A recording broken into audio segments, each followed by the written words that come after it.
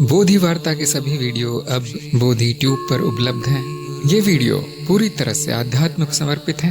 एक निशुल्क वीडियो सेवा है, पूरी तरह से विज्ञापन रहित है, अव्यावसायिक है और बोधि ट्यूब साधकों के लिए स्वर्ग है। यदि आप विज्ञापन रहित वीडियो देखना चाहते हैं, कृपया बोधि ट्यूब का उपयोग करें और आध्यात्मिक सामग्री का आनंद उठाएं।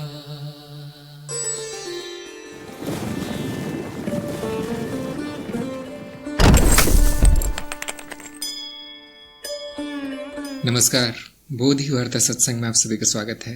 सत्संग हम सभी के लिए एक अवसर है मिलने का और आध्यात्मिक विषयों पर चर्चा करने का।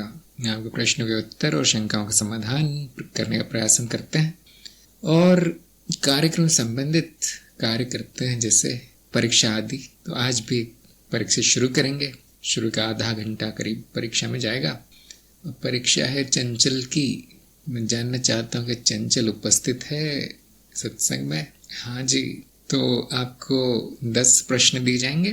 प्रश्नों को उत्तर देने का प्रयास कीजिए और यदि आपको 50% अंक मिल गए तो आप चरण 4 में पहुंच सकते। और बाकी लोगों से अनुरोध है कि प्रश्नों को थोड़ा रोकिए, उत्तर ना दीजिए। जो भी प्रश्न है उनके उत्तर मत लिखिए। ये परीक्षा है, उसके बाद उत्तरों पर चर्चा की जाएगी, उसके बाद आपके प्रश्न लिए जाएंगे। तो ये है चंचल के प्रश्न। पढ़ लीजिए ध्यान से और आराम से उत्तर दीजिए, कोई जल्दी नहीं है। प्रणाम गुरुदेव। प्रणाम। मैं एक प्रश्न पढ़ लेती हूँ। पहला प्रश्न है, ज्ञान मार्ग में क्या बाधाएं आ सकती हैं? ज्ञान मार्ग में सबसे बड़ी बाधा तो बुद्धि का ना होना। अगर बुद्धि हमारी नहीं, बहुत तेज बुद्धि नहीं है और वहां पे हम उसका उपयोग तर्क और अनुभव की तरह नहीं कर सकते हैं, तो वो एक बाधा हो जाती है। दूसरी बाधा होती है जो हमारा पुराना ज्ञान होता है। बहुत सारे शिष्य ऐसे होते हैं जो पुरानी कई साधनाओं या गुरुओं के बाद ज्ञान मार्ग में आते हैं, तो वो सारा ज्ञान दिमाग में इकट्ठा हो जाता है, जो कि ज्ञान मार्ग में बाधा पैदा कर सकता है। और पुरानी या हमारी अवधारणाएं हैं, मान्यताएं हैं, वो भी ज्ञान मार्ग में बाधा होती है। और दूसरा प्रश्न है, सुखी जीवन या ज्ञान युक्त जीवन कौन सा श्रेष्ठ होगा? ज्ञान युक्त जीवन ही श्रेष्ठ है, क्योंकि अगर जीवन में ज्ञान होगा तो ज्ञान अज्ञान का नाश कर देता है, जिससे सुख अपने आप ही जीवन में आ जाता है, उसको फिर लाना नहीं पड़ता। और तीसरा प्रश्न है, परम सत्य क्या है? मेरा होना ही परम सत्य है। और यहाँ पे मैं की स्थिति में ब्राह्मण पे रख रही हूँ, इसीलिए ब्राह्मण ही सत्य है। अगर हम अद्वैत में देखते हैं तो ब्रह्म ही सत्य है, अगर हम द्वैत में देखते हैं तो आत्मन ही सत्य है, लेकिन दोनों एक ही है। अनुभवकर्ता और शरीर की आपसी निर्भरता क्यों है? अनुभवकर्ता वह है जो सारे अनुभवों को अनुभव कर रहा है, और शरीर एक मात्र चित्त की परत है। अज्ञानी की दृष्टि से देखते हैं तो अज्ञानी शरीर को ही मैं मान लेता है, तो मैं की निर्भरता हो सकती है शरीर के साथ, लेकिन अनुभवकर्ता की कोई निर्भरता नहीं होती। अनुभवकर्ता के लिए शरीर भी एक अनुभव की तरह ही है। नेक्स्ट है, अनुभव कहाँ होते हैं? अनुभव हमें इंद्रियों के माध्यम से अनुभूति के रूप में होते हैं, जो कि सारे अनुभव मानसिक अनुभव ही होते हैं। कहाँ होते हैं? अगर स्थान की बात करें तो अनुभव का कोई स्थान नहीं होता। अनुभव अज्ञेय होते हैं। नेक्स्ट है, नाद से वस्तुओं या अनुभव का निर्माण कैसे होता है? सबसे पहले मैं नाद को बताना चाहूंगी। नाद क्या है? ये पराभौतिक परामानसिक रचनाएं हैं, या अगर मैं साधारण शब्दों में कहूँ तो इस स्मृति के अंदर जब गति होती है तो वहां परिवर्तन की अनुभूति होती है, प्रतीति होती है, उसे ही नाद कहते हैं। जब यही जब यही परिवर्तन या यही रचनाएं जब भौतिक इंद्रियों से प्रतिक्रिया करते हैं तो भौतिक इंद्रियां अनुभूति के रूप में अनुभव को बुद्धि में स्मृति के रूप में इनको जमा करती हैं। तो जब बुद्धि में ये सारे प्रतीति एकत्र होती है तो वस्तुएं प्रकट हो जाती हैं। नेक्स्ट प्रश्न है, मैं आत्मन हूं या ब्रह्मन या दोनों? द्वैत की अवस्था में मैं आत्मन हूँ, और अगर अद्वैत में देखते हैं तो मैं ब्रह्मन हूँ, और वास्तव में दोनों एक ही है। अस्तित्व मिथ्या रूप में प्रकट है, सत्य रूप में क्यों नहीं?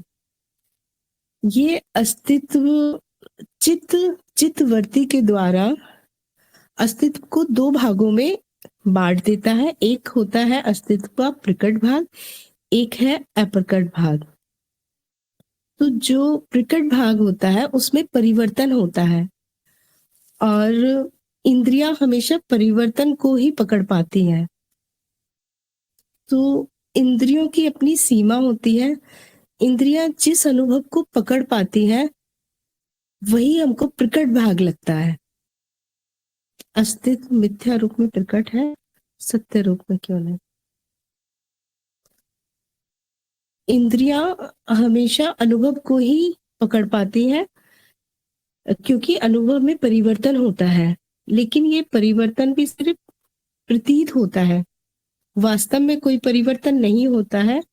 अनुभव अनुभव भी शून्यता ही है। तो अगर माया रूप में देखते हैं तो ये असत्य है। त्याग में सुख है या भोग में? ना त्याग में सुख है ना भोग में सुख है। मैं अनुभव करता हूं, इस स्थिति पे आने में ही सुख है। ज्ञान आधारित नैतिकता क्या है? लेकिन नैतिकता दो तरह की होती है, एक होती है सार्वभौमिक, एक होती है व्यक्तिगत। तो सार्वभौमिक नैतिकता वह है जो सर्वमान्य होती है, और व्यक्तिगत नैतिकता वो होती है जो प्रत्येक व्यक्ति की अलग अलग होती है नैतिकता की सीमा। तो ज्ञान के आधार पे नैतिकता वही है जो सबके लिए अच्छा है, वही नैतिकता है। धन्यवाद गुरुदेव। आपने बहुत अच्छा प्रयास किया, बहुत खुशी हुई मुझे देखकर। और आपको मिलते हैं 6.5 अंक 10 में से, जिसका अर्थ है कि परीक्षा पास कर लिया आपने और चौथे चरण में आपको प्रवेश मिलता है। तो चौथे चरण में आपको प्रयोग शुरू करना है। जागृति, स्वप्न, सूक्ष्म, तीनों के प्रयोग कीजिए आप।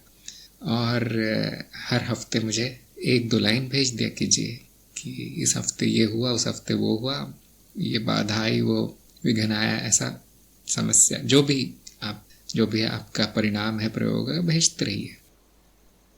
और जहाँ तक प्रश्नों का सवाल है, आपका ज्ञान संपूर्ण है, इसमें कोई शक नहीं। लेकिन 1-2 प्रश्न ऐसे घुमाने वाले प्रश्न हैं जो कि अक्सर लोग सही उत्तर दे नहीं पाते। लेकिन आपका मनन काफ़ी अच्छा है, मुझे लगता है 50-60% मनन आपने किया हुआ है। ऐसा एकदम कोरा नहीं लगा मुझे सब कि सुना है और बोल दिया, थोड़ा बहुत मनन हुआ है आपका, लेकिन फिर भी मैं चाहता हूँ कि मनन और कीजिए इन विषयों पर, ज्ञान मार्ग के विषयों पर लिख के रखिए, या जो भी जैसे भी आप करते हैं थोड़ी देर बैठ के मनन कीजिए।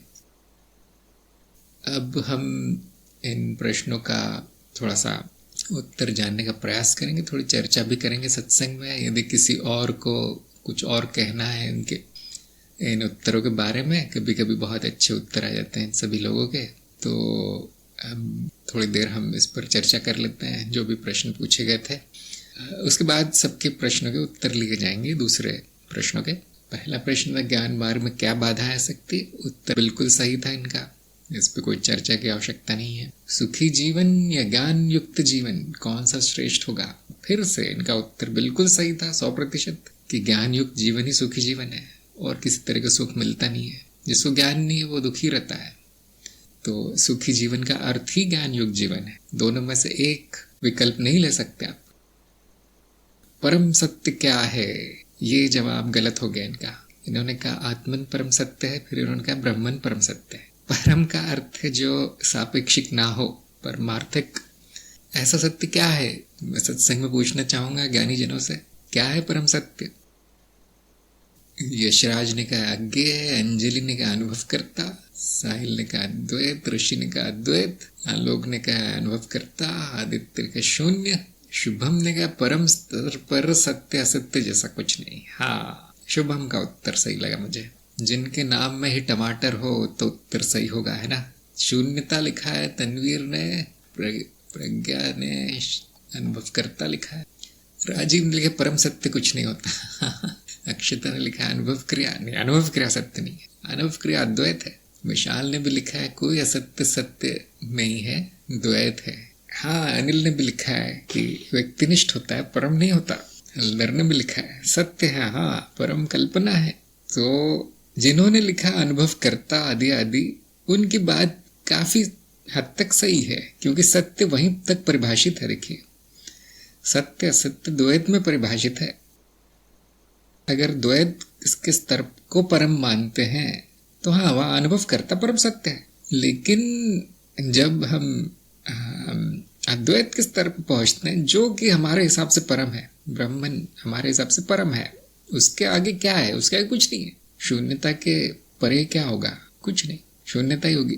तो वहां पे सत्य असत्य परिभाषित नहीं है, वहां पे सत्य भी है असत्य भी है, दोनों का अभाव भी है, बुद्धि के द्वारा नहीं जाने सकते। तो जिसने भी कहा अज्ञेय है, बिल्कुल सही कहा है, परम सत्य अज्ञेय है, अर्थात है ही नहीं वो।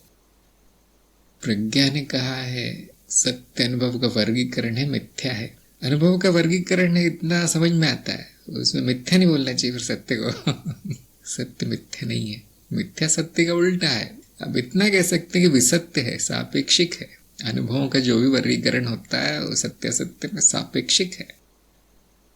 कांति ने कहा शून्य है, सत्य असत्य नहीं है। हाँ, शून्य में क्या सत्य होगा, क्या असत्य होगा। इसीलिए हमने सत्य की जो है विषय पहले लिया है आपके पाठ्यक्रम में, आपके कार्यक्रम में पहले बता दिया गया कि देखिए ये सत्य का अर्थ ये होता है, अनुभवों का वर्गीकरण होता है। अंत में सारे अनुभव एक ही वर्ग में पाए जाते हैं, जो मिथ्या वर्ग है। शायद प्रज्ञा का कहना यही होगा कि अंत में तो सभी अनुभव मिथ्या ही साबित होते हैं, और हम कह देते हैं कि हमारा मानदंड जो है उसके अनुसार अनुभव करता सत्य है। तो बिल्कुल सही है, हर अनुभव असत्य है, और इस तरह से परम सत्य निकल के आता है अनुभव करता। लेकिन वो अंत नहीं है, द्वैत के परे अद्वैत है। यदि वो परम है तो वहां सत्य नहीं पाया जाता, वहां असत्य भी नहीं पाया जाता। वर्गीकरण वहां पे असफल होता है। वहां वर्गीकरण की आवश्यकता नहीं है। वर्गीकरण का अर्थ है आपने बांट दिया उसको 2 में, 3 में, 4 में। अद्वैत का अर्थ है एक, बांटा नहीं जा सकता। अब किधर सत्य मिलेगा, किधर असत्य मिलेगा जब सब एक है। ये परम अवस्था है। यहाँ सत्य सत्य की चिंता मत कीजिए, होना मात्र है। यहाँ बुद्धि नहीं लगानी चाहिए, होना मात्र है, जो है वो है, तथाता अस्तित्व। तो जब भी कोई परम की बात करे, हमको पहले परम की परिभाषा देनी चाहिए। चंचल ने परिभाषा नहीं की। इसमें कोई नियम नहीं है कि हम क्या परिभाषित करें परम को, इसमें कोई नियम नहीं है। लेकिन एक बार यदि आपने परम को परिभाषित कर दिया इस शब्द को, उसके बाद तय होता है कि सत्य असत्य क्या होगा। यदि मैंने परम की परिभाषा अद्वैत के स्तर पर की, अद्वैत परम है, तो अब वहां नहीं कहना है सत्य असत्य, बात ही नहीं करनी है। और अगर मैं कहता हूं कि नहीं, देखिए ऊपर कुछ हो नहीं सकता अद्वैत में, तो सत्य असत्य के लिए मैं द्वैत को ही परम मानूंगा, वहां पर सत्य असत्य खोजा जा सकता है। द्वैत है तो सत्य भी होगा असत्य भी होगा। बड़ा सटीक रूप से परिभाषित है द्वैत में सत्य असत्य, जो परिवर्तनशील है वो सत्य है। बड़ा सटीक हमने परिभाषा की और तर्क के हिसाब से, हमारे अप्रोक्ष अनुभव के हिसाब से बिल्कुल सही परिभाषा है। और कोई परिभाषा जो हर संदर्भ में लागू हो जाए नहीं पाई जाती। यही आवश्यक है, यही परिभाषा आवश्यक है। और यदि मैंने परम को द्वैत के रूप में परिभाषित किया है तो वहां सत्य अनुभव करता है। ऐसा प्रश्न आते ही पहले आपको ये बताना है कि परम का मतलब क्या है, और उसके अनुसार फिर आपका उत्तर आएगा। ये चीजें ध्यान रखिए। शब्दों पे हमेशा ध्यान दीजिए। सभी शब्दों के अर्थ एक जैसे नहीं होते, सबके मन में अलग अलग अर्थ पड़े हैं सब शब्दों के, इसलिए बोलते समय ध्यान रखना पड़ता है। जैसे मैं कहता हूँ सत्य, वो भी अलग अलग है लोगों के मन में। आप लोगों की ट्रेनिंग हो चुकी है, आप लोग कार्यक्रम हो चुका है, इसलिए आप जानते हैं सत्य का अर्थ। आम जनता से बात करेंगे तो जितने लोग उतने सत्य, सबका अलग अलग है सत्य को मानदंड, इसलिए अज्ञानी से बातचीत नहीं हो सकती। देखिए अज्ञानी को कुछ बताया नहीं जा सकता, बात करने व्यर्थ है अज्ञानी व्यक्ति से, खासतौर से जब सत्य का सवाल उठता है। नंबर 4 प्रश्न था, अनुभवकर्ता और शरीर की आपसी निर्भरता क्यों है? तो इसमें आधे नंबर कट हुए क्योंकि इन्होंने कुछ बताने का प्रयास किया था चंचल ने, लेकिन बहुत एक लाइन में उत्तर आ सकता है इसका कि नहीं है, आपसे निर्भरता नहीं है। प्रश्न ही गलत है, आपसे निर्भरता नहीं है। तो क्यों हमें शरीर की क्यों आवश्यकता है फिर ये जानने के लिए अनुभवकर्ता क्या है? अनुभवकर्ता का ज्ञान शरीर पर निर्भर है। ये बात ध्यान देने लायक है कि अनुभवकर्ता शरीर पर निर्भर नहीं, न शरीर अनुभवकर्ता पर निर्भर है। अनुभवकर्ता का ज्ञान शरीर पर निर्भर है। बिना शरीर के इंद्रियां नहीं होंगी, बिना इंद्रियों के अनुभव नहीं होंगे, और बिना स्मृति आदि के कोई ज्ञान संचय नहीं होगा। इसीलिए इस चित्त की आवश्यकता है। चित्त अर्थात शरीर उसकी परत मात्र है। बिना शरीर के कोई जीव नहीं होता, कोई ज्ञान व्यान नहीं हो सकता। तो हाँ, अनुभवकर्ता का ज्ञान शरीर द्वारा ही होता है। शरीर के होने पर ही वो ज्ञान हो सकता है। इसलिए बहुत से लोग कहते हैं कि ये जगत क्यों है, मनुष्य क्यों है, मनुष्य रूप क्यों है, शरीर क्यों है, ब्रह्म को क्या पड़ी थी जो ये सब करने की लोग कहते हैं ना, भगवान ने दुनिया क्यों बनाई, भक्ति मार्ग वाले कहते हैं। हम भी यही कहते हैं कभी कभी, ब्रह्म को जानना था कि मैं क्या हूँ, इसलिए उसने तरह तरह के रूप लिए। उसमें से मनुष्य रूप में ही संभावना है जानने की। मनुष्य उससे ऊपर, तो उससे ऊपर क्या है कोई जानता नहीं। हम इतना ही जानते हैं कि इस पृथ्वी पर मनुष्य ही ऐसा रूप है, ऐसा प्राणी, ऐसा जीव है जिसमें की संभावना है स्वयं को जानने की, स्वयं का तत्व जानने की। यही मनुष्य जीवन का लक्ष्य लोग कह देते हैं, यही ब्रह्म का करना था। लेकिन ऐसा है नहीं, ऐसा ये बात सत्य है नहीं, लेकिन बहुत सुंदर बात है, काव्यात्मक है, तो बहुत अच्छी लगती सुनने में। तो नहीं है शरीर और अनुभव करता है कि आपसे निर्भरता। शरीर के द्वारा अनुभव करता ज्ञान संभव है, तो यही इस शरीर का उपयोग है। अगर आप उपयोग करना चाहते हैं इसको, तो हाँ, मानव शरीर भाग्य से मिलता है, इसका उपयोग ब्रह्म स्वरूप में अवस्थित होने में करना है और कोई उपयोग नहीं है। एक बार यहाँ हो जाए, यहाँ तक पहुंच जाए आप, हम ब्रह्मास्मि तक, उसके बाद जो करना कीजिए। हम कहते हैं ज्ञानी जो करता है सब अच्छा ही होता है। और जिनको ज्ञान हो गया उनको अक्सर मैं संदेश भेजता रहता हूँ। जब वो अपनी समस्याएं लिख के भेजते हैं तो मैं संदेश में यही लिखता हूँ कि जो इसके बाद जो भी होगा वो अच्छा ही होगा। शायद उनको समझ में नहीं आता, लेकिन उनको ज्ञान अभी अभी नया नया हुआ है, इतना मनन गया नहीं है उनका गहरा कि उन्होंने उस ज्ञान की क्या परिणाम होने वाले, मैं ब्रह्म हूँ इस कहने का क्या परिणाम है, उस पर बैठ कर उन्होंने अभी चिंतन नहीं किया। हाँ, सत्संग में ही होता है चिंतन, हम बैठे बैठे यहाँ यही करते हैं। तो जो जितना सत्संग में हो गया उतना हो गया।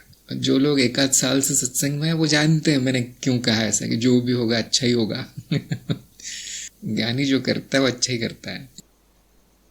अच्छा, अब अगला प्रश्न था, अनुभव कहाँ होता है? बिल्कुल सही उत्तर दिया इन्होंने कि अनुभव का स्थान नहीं है। स्थान एक अनुभव है, स्थान एक अनुभव है जो मिथ्या है, जो प्रतीत होता है, भ्रम है। और अनुभव किसी स्थान पर नहीं है। अगर आप अनुभव कहाँ पर हो रहे हैं ढूंढने जाएंगे तो बिल्कुल नहीं मिलेगा। हम कहते हैं जैसे अनुभव करता अलौकिक है, उसका लोक नहीं है, उसका स्थान नहीं, वैसे ही अनुभव भी अलौकिक है। सभी अनुभव अलौकिक है, लोकहीन है, स्थानहीन है। बिल्कुल सही उत्तर। अनाद से अनुभव का निर्माण कैसे होता है? यहाँ पर काफी प्रयास किया है चंचल ने, इसलिए आधे नंबर उनको मिले। लेकिन मैं एक चीज बताना चाहता हूँ कि वस्तु का निर्माण होता नहीं है। जब भी कोई पूछे अनुभव का निर्माण कैसे होता है और वस्तुओं का निर्माण कैसे होता है, नहीं होता। अनुभव प्रतीत होता है, अर्थात वास्तविक नहीं होता। कभी अनुभव प्रतीति होता है, तो निर्माण होने का प्रश्न नहीं आता। हम इतना कह सकते हैं कि नाद जो है अनुभव की व्याख्या है। कोई नहीं जानता क्या अनुभव कैसे होता है, कोई नहीं जानता। अज्ञेय है, माया पूरी तरह से अज्ञेय है। हम उसके बारे में कुछ चीजें बुद्धि के द्वारा जान सकते हैं, लेकिन कैसे, क्यों, नहीं। उसके लिए हम सिद्धांत बना सकते हैं, जो हमने बना रखे, परिकल्पनाएं बना सकते हैं। नाद एक परिकल्पना है। अगर नाद सत्य होता तो हम कह भी सकते थे कि इससे अनुभव का निर्माण होता है। हाँ, अगर आप परिकल्पना में ही जाए, विज्ञान में ही जाए, तो विज्ञान पूरी तरह सक्षम है बताने के लिए अनुभव कैसे होता है, लेकिन उसको सत्य नहीं मान लेना। तो ये थोड़ा लंबा उत्तर आएगा इसका, इसलिए मैं देना नहीं चाहता। यहाँ पे सब कुछ वीडियो में बताया गया है, आपके कार्यक्रम में सब बताया गया। मैं आत्मन हूँ या ब्रह्मन हूँ या दोनों? बिल्कुल सही उत्तर आता है इनका कि दोनों एक ही है, दोनों एक ही है। जब भी कोई ऐसा पूछे कि कभी आप कहते मैं आत्मन हूँ, कभी कहते मैं ब्रह्मन हूँ, कभी कहते मैं कोई अनुभव नहीं हूँ, कभी कहते मैं अनुभव करता दोनों हूँ, तो एक बताओ भाई, ऐसे क्यों? आप भी तो इधर उधर जा रहे हो, तो कौन सी बात सत्य है फिर? आपकी बात भी तो बदल रही, तो वो भी तो असत्य हो गई। तो ऐसा जब प्रश्न आए तो उसका उत्तर वही होना चाहिए जो चंचल ने दिया था कि ब्रह्मन ही आत्मन है, मैं ही ब्रह्मन हूँ। ऐसा नहीं है कि मैं कभी आत्मन हो जाता हूँ, कभी ब्रह्मन हो जाता हूँ, ऐसा नहीं है। वही है, तत्व वही रहता है। कभी ब्रह्म के रूप में देखा जाता है, कभी आत्म के रूप में देखा जाता है, लेकिन है तो वही, दोनों में भेद नहीं है। अब इसमें अनुभव का क्या स्थान है? क्योंकि द्वैत के स्तर पर तो मैं कहता हूँ मैं अनुभव करता हूँ, मैं आत्मन हूँ। अद्वैत के स्तर पर मैं ब्रह्मन हूँ। लेकिन फिर यहाँ अद्वैत के स्तर में अनुभव कहाँ चला जाता है? तो बहुत आसान है, लीन हो जाता है अनुभव कर्ता में। वहाँ अनुभव कर्ता परिभाषित नहीं है ब्रह्मन में, ब्रह्मन के स्तर पे, अद्वैत के स्तर पे। इसलिए हम नया शब्द उपयोग में लाया, वहाँ अनुभव क्रिया। वहाँ अनुभव क्रिया परिभाषित है, जो कि अनुभव और अनुभव कर्ता में भेद का ना होना मात्र है। इस भेद खंड न करना, अस्तित्व को दो में वियोग न करना, वो अनुभव क्रिया है। तो वहां पे मैं आत्मन हूँ कहना ठीक नहीं होता। इसलिए द्वैत के स्तर पे हाँ ठीक है, लेकिन वो जो द्वैत वाला आत्मन है वो ब्रह्मन स्वयं है। बस दो में देखा गया है, दो दृष्टिकोणों से देखा जा रहा है। एक ही को दो दृष्टिकोणों से देखा जा रहा है, तो दोनों सही है, क्योंकि दोनों एक ही है। सोने की वस्तु को हम कह सकते हैं कि ये कंगन है, और ये भी कह सकते हैं सोना है। क्या वो वस्तु कभी कंगन हो गई, कभी सोना हो गई? नहीं, एक ही है। नंबर 8 था, अस्तित्व मिथ्या रूप में प्रकट है, सत्य रूप में क्यों नहीं? तो ये भी मैं सत्संग में पूछना चाहूंगा कि लोगों के क्या विचार है, अस्तित्व सत्य रूप में क्यों नहीं प्रकट है? उसे क्या मजबूरी है? क्योंकि हम कहते हैं कि अस्तित्व तो अनंत है, उसमें अनंत संभावना भी है, वो मुक्त है, स्वतंत्र है, स्वच्छंद है। अब उसको कौन रोकता है सत्य रूप दिखाने में? उसको असत्य रूप ही क्यों दिखाना पड़ता है अपना? दिखाना मतलब देखना, देखने वाला भी तो वही है, क्यों नहीं देखता अपना सत्य रूप? इसलिए लता ने कहा रूप तो सत्य नहीं होता क्योंकि परिवर्तनशील है। बहुत अच्छा उत्तर है आपका। योगेश ने कहा है अस्तित्व दोनों भी है और दोनों नहीं भी। हाँ, अब ये प्रश्न का उत्तर नहीं है देखिए, लेकिन यशराज ने कहा लीला, अनिल ने कहा दोनों है। हाँ, अनिल का भी उत्तर मुझे बहुत पसंद आया कि है वो दोनों, सत्य भी है और मिथ्या भी है।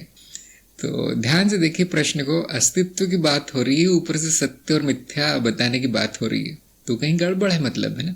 जब अस्तित्व को द्वैत रूप में देखा जाएगा तभी सत्य रूप मिथ्या रूप की बात आएगी। द्वैत रूप में अस्तित्व नहीं पाया जाता, अद्वैत है अस्तित्व। हाँ, मानती ने भी कहा अस्तित्व सब है, आदित्य ने कहा निर्गुण है, राजीव ने कहा अस्तित्व प्रकट अप्रकट दोनों है, सत्य और मिथ्या द्वैत में है।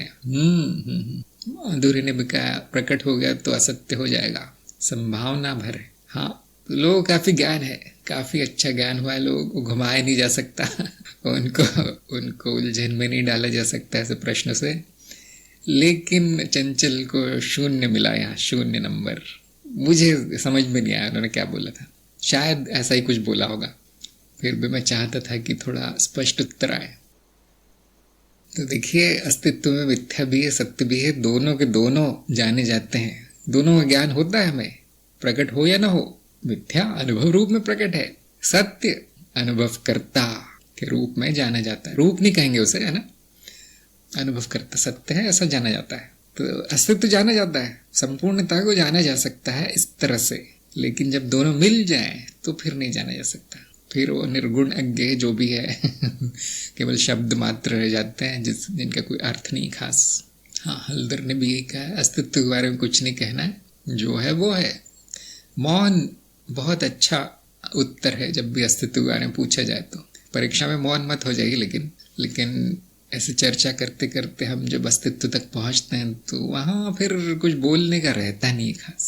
क्यों प्रकट है, क्यों नहीं है, सत्य रूप क्यों नहीं है, कितना भी पूछ लीजिए कोई उत्तर आएगा नहीं इसका।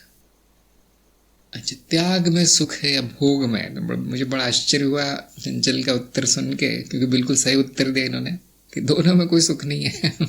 भोग मिथ्या है, सभी जानते हैं भोग मिथ्या है। शारीरिक भोग, वस्तुओं के भोग, संबंधों के भोग या मानसिक भोग, है ना, भावनाओं के, बुद्धि, बौद्धिक चीजों के, कलाओं के भोग विषय, कोई सुख नहीं है उसमें, क्षणिक है। और वो सुख जो मिलता है वो चित्त निर्मित है, और उसी वस्तु से भोग की जगह कष्ट मिलने लगता है यदि वो ज्यादा दोहराने लगी तो। सभी जानते होंगे ना, आपको एक पकवान पसंद है, मान लीजिए आपको जलेबी बहुत पसंद है, और यदि आपको रोज सुबह शाम जलेबी ही खिलाई जाए तो प्रभाव आपको पता है क्या होगा उसका। अब जलेबी में सुख है कह सकते हैं क्या हम, क्षणिक, एक बार खा लो उसको हफ्ते में, बहुत मजा आता है। रोज सुबह शाम वही चल रहा है तो हमें पता चलता है कि नहीं, वस्तु में कोई भोग नहीं है, वस्तु में कोई सुख नहीं है। इसीलिए जो दोहराता है उसमें से सुख समाप्त हो जाता है, इसलिए उसमें कोई भोग में कोई सुख नहीं है, चाहे वो वस्तुएं हो। करोड़पति को थोड़ी देर बाद करोड़ जो है वो बेकार से लगने लगते हैं क्योंकि फीका पड़ गया वो रोज रोज रोज रोज देखकर। उसी तरह से नई नई शादी होती है तो बड़ा भोग है, उसमें सुख है, 1 साल ही चलता है वो, उसके बाद समझ में आता है क्यों गलती क्यों की मैंने। इसी तरह से बौद्धिक सुख है कलाओं में और ज्ञान विज्ञान में, थोड़े दिन बाद रस चला जाता है, नीरस, पूरी तरह से नीरस। दर्शन शास्त्र और ये सब बेकार सा लगता है। नया नया ज्ञान होता है तो हाँ, हवा में हम उड़ते हैं। क्योंकि त्याग में सुख है कि सब कुछ छोड़ दे में, आप देखेंगे नहीं, उसमें भी नहीं है। शरीर को बार बार कुछ न कुछ चाहिए होता है, खाना वाना उसको चाहिए होता है, सब चीजें चाहिए होती। त्याग करेगा तो फिर और नीरस हो जाता है उसका जीवन। और त्याग क्या, जो मेरा नहीं है उसका त्याग कैसे कर सकते हैं? वो भी तो अहम भाव है एक तरह का, कि मैंने त्याग दिया सब, आपका तो कुछ था ही नहीं तो क्या त्याग दिया। तो इनमें कोई सुख नहीं है। देखिए, क्रियाओं में जो हम कर्म करते हैं, कर्म में कोई सुख नहीं आता। सुख दुख जो दोनों है वो बेकार से है, अर्थहीन है, माया है। आनंद हमारा लक्ष्य है। आनंद कैसे मिलेगा? आनंद ये जान लेना कि मैं ही आनंद स्वरूप हूं, मेरा सत्य स्वरूप आनंद है, ऐसे ही मिलेगा वो आनंद, और कोई तरीका नहीं। कितने भी कर्म कर लीजिए, जब तक कर्महीन नहीं होंगे तब तक आनंद नहीं मिलेगा। जितने भी बड़े हो जाइए आप, जब करता नहीं रहेगा तब आनंद प्रकट होगा। और यही ज्ञान होता है कि मैं हमेशा से नित्य आनंद हूं, आज से नहीं। आज मुझे पता चला कि त्याग, सुख, भोग, दुख सब बेकार की बातें हैं, अब आनंद है। अब ये कैसे आ गया?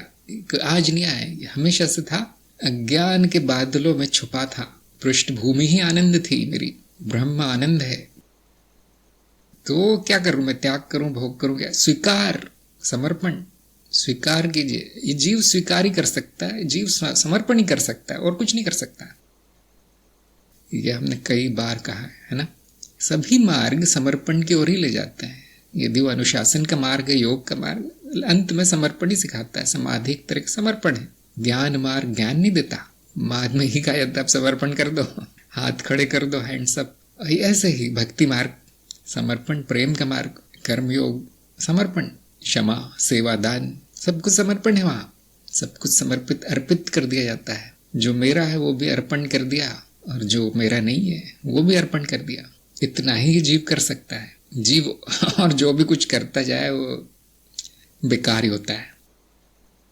अच्छा, ज्ञान आधारित नैतिकता क्या है? तो मैं आधे नंबर दिए हैं मैंने चंचल को, लेकिन उनका उत्तर करीब करीब ठीक ही था। तो ज्ञान के द्वारा जो नैतिकता तय की जाती है उसको हम कहेंगे ज्ञान आधारित नैतिकता। और ज्ञान हमें यही होता है कि जगत मिथ्या है, तो जगत से विरक्ति, ये हमारी नैतिकता है।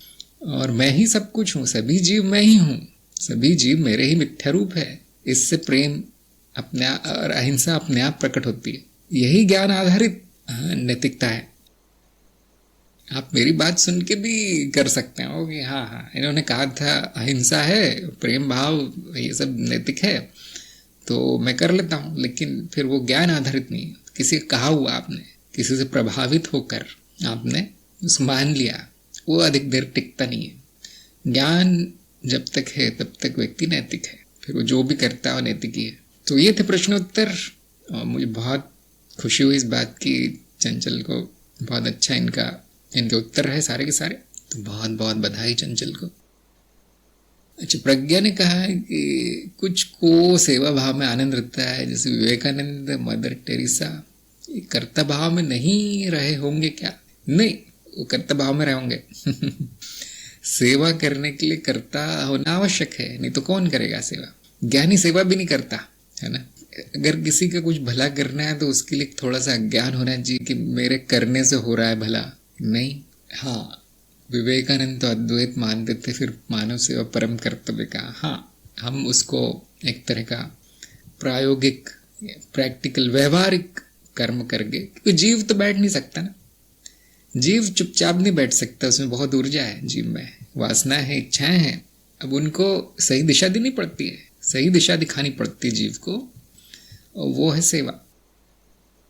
तो कर्ता भाव के बिना सेवा करना ये सिखाया जाता है। अब वो हो नहीं सकता। कर्ता भाव नहीं होगा तो कोई कर्म नहीं होते हैं।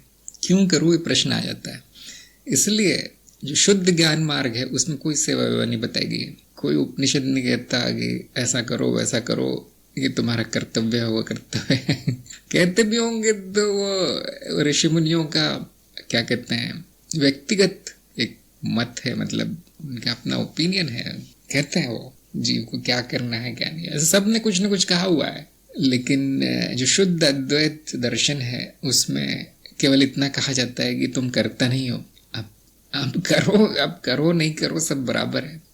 तो हम भी यही कहते हैं कि जो आवश्यक है वो करना है। हम कभी ये नहीं कहते कि देखो सेवा करना है।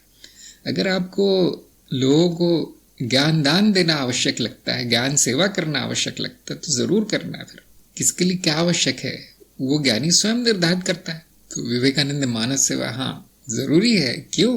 क्योंकि सभी मनुष्य मेरे ही रूप है, तो हमें आवश्यक लगता है वो। ज्ञानी की सेवा क्या होती है? अहिंसा, मतलब नुकसान नहीं पहुंचाता। अगर आप कुछ करने जाएंगे तो मैंने देखा नुकसान ही होता है। किसी का भी भला करने जाओ कुछ ना कुछ गड़बड़ी होती है, तो हम ज्ञान दे के छोड़ देते हैं उसको अपने हाल पे। किसी का अच्छा नहीं करने जाते कुछ, हम जानते हैं हम नहीं कर सकते अच्छा। जो माया ने रचा है, जो प्रकृति ने रचा है, वो सबसे अच्छा है। उसमें एक ही गलती दिखाई देती है हमें कि अज्ञान में ज्यादा देर फंस गया है। वैसे तो अधिक देर रहेगा नहीं वो अज्ञान में, कुछ जन्मों के बाद वो ज्ञान में आएगा ही जीव। लेकिन हम में एक अज्ञान है कि वो जल्दी आना चाहिए। क्यों? दुखी है जीव, दुखी है। तो करुणा, दया, प्रेम वश हम उसको ज्ञान दे देते हैं। अरे ठीक नहीं लग रहा, चलो मुझे ज्ञान हुआ है तो मेरा कर्तव्य है सबको ज्ञान देना। और ये बात बिल्कुल सच है। अगर ये जितने भी ज्ञानी जन है, दार्शनिक है, वैज्ञानिक है, जितने भी इंजीनियर है या कलाकार है, गुणी जन है, अगर वो बताते नहीं कैसे करना है और क्या, मनुष्यता तो फिर पशुता रह जाती, कोई इतना आगे नहीं बढ़ पाता। तो ये हाँ, कर्तव्य हमारा लोगों का उत्थान करना, मैं भी यही कहता हूँ, लेकिन ऐसा जरूरी नहीं है। हाँ, हल्दर ने गुरु आज्ञा, जो गुरु आज्ञा है वो आपको करना है। मैं तो आजकल मैंने सोचना ही बंद कर दिया। पहले मैं अपना बहुत बुद्धि लगाता था, अपने आप को बहुत बुद्धिमान समझता था, तो वहाँ पर बहुत दुर्गति हो गई। और जब गुरु से मिलता है तो उसको आँख बंद करके मान लेना, बस इतना मैं जानता हूँ। इतना समर्पण आ गया है कि गुरु ने कहा है मतलब वही ठीक है, आपका वही करना है। या एक बार में नहीं आता, एक दिन में नहीं आता है, सालों सालों सालों गुरु के साथ रहने से ये समर्पण आता है। हाँ, विवेकानंद ने भी गुरु आज्ञा पालन किया। उनको बोला कि इधर जाओ, विदेश जाओ, उधर जाओ, एक एक अक्षर का पालन किया उन्होंने। हाँ, वो झगड़ा भी करते थे गुरु से, वो बात अलग है लेकिन उन्होंने कार्य किया जो गुरु ने बोला। अच्छा, प्रज्ञा ने पूछा है कि ज्ञान मार्ग का दृष्ट भाव, भक्ति मार्ग का समर्पण, दोनों में ही कर्तव्य भाव नहीं होता, क्या ये सही है? हाँ, समर्पण का अर्थ है कि मैं नाचीज हूँ, नथिंग, मैं हूं नहीं, यह है समर्पण। तो ज्ञान मार्ग में हम जो कहते हैं मैं दृष्टा हूं, तो इसका अर्थ क्या हुआ? मनुष्य नहीं हूं मैं, व्यक्ति नहीं हूं मैं, जीव नहीं हूं, कोई भी अनुभव मैं नहीं हूं, तो एक तरह का समर्पण ही हो गया। तो इतना समर्पण हो जाए तो व्यक्ति जरा निर्जीव सा हो जाता है, कुछ होता नहीं फिर उसके जीवन में। इसलिए गुरु आज्ञा सर्वोपरि है कि तुम पत्थर के जैसे पड़े मत रहो। समर्पण का अर्थ ही नहीं है। समर्पण का अर्थ है कि तूफान हो जाना, तूफान की तरह कार्य करने लगना, लेकिन कुछ भी मेरा नहीं है, मैं करता नहीं हूं, ये जानते हुए। बहुत लोगों की जिज्ञासा होती है, शिकायत होती है, शंका होती है कि अध्यात्म तो मुझे पत्थर बना देगा ये कैसी प्रगति है जहाँ कोई कुछ करता ही नहीं है, आंख बंद करके बैठे रहते हैं, पता नहीं कौन से लोक में पड़े रहते हैं। तो ऐसा नहीं है। जितने भी बड़े महापुरुष हुए हैं आध्यात्मिक क्षेत्र में, उनका जीवन तूफानी था, एक क्षण भी उन्होंने विश्राम नहीं किया। चाहे विवेकानंद हो, चाहे परमहंस हो, चाहे बुद्ध हो, चाहे कृष्ण हो, एक क्षण भी शांति नहीं मिली उनको, बैठकर ध्यान नहीं किया किसी ने तो सभी का जीवन सेवा में होना चाहिए, और सेवा का अर्थ बैठे रहना नहीं है, या कर्ताहीन होने का अर्थ कर्महीनता नहीं है। मुझे उम्मीद है सबको समझ में आ रहा होगा, लेकिन शब्दों में बांधना थोड़ा कठिन है इसको। जो आप एक काम कीजिए, तो सभी को बोलता हूँ, जो भी आपके गुरु है उनको पूरा समर्पण कर दीजिए, वो जो बोलेंगे वही होगा। फिर इसमें हमें बुद्धि लगाने की जरूरत नहीं है। जो गुरु को समर्पित है वो फिर हर स्तर पे समर्पित ही है, ज्यादा सोचना नहीं है। और वो जो ज्ञान सेवा आदि ज्ञान प्रसार वही कर पाता है जिसमें कर्ता भाव बहुत कम है।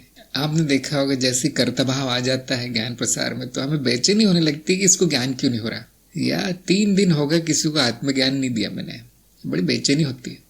फिर चेतना का आगमन होता है, चेतना कार से उतरती है और वो बताती है कि बेटा तुम खो गए हो माया में, ये ज्ञान प्रसार खेल है। फिर चेतना की गाड़ी में बैठकर आपको जाना है, सारे कामों करवा देती है बिल्कुल सही तरीके से।